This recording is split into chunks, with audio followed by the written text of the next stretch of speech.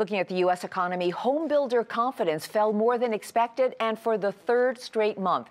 The National Association of Home Builders said its confidence index fell 2 points to 44. Readings below 50 suggest negative sentiment about the housing market.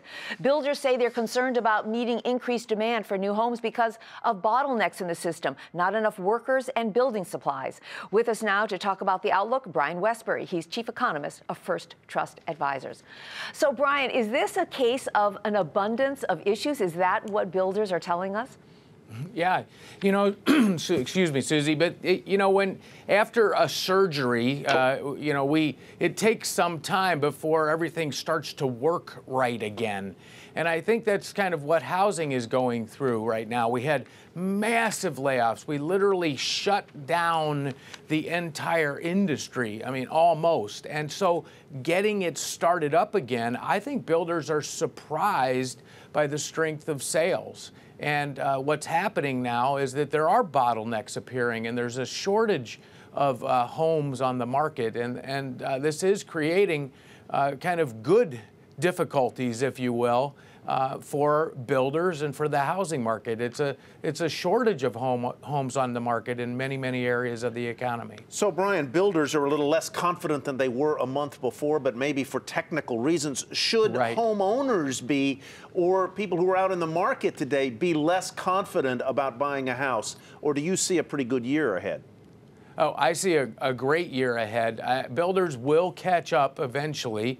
Last year I think housing starts were up almost 30%. That's a huge gain, and they're just having a hard time catching up. We had lots of immigrant workers. Many of them emigrated back out of the United States, or they've moved to different areas of the economy. And so what's happening here is we just have a little problem restarting. One of the other areas that we can see this happening in is lumber. Lumber prices now. The price of lumber is back up to where it was in 2005 at the height of the boom, and we're building about a third of the houses that we were building then. The reason lumber prices are up so much is that we're not producing as much lumber, and yet demand is taking off. Let me ask you this, Brian. The other thing that's going up are the rates on mortgages. We've seen on the 30-year, it's up to like 3.6+%. Not a lot still, but as the mortgage rates go up, what is that going to do to the housing recovery? Could it stall it out?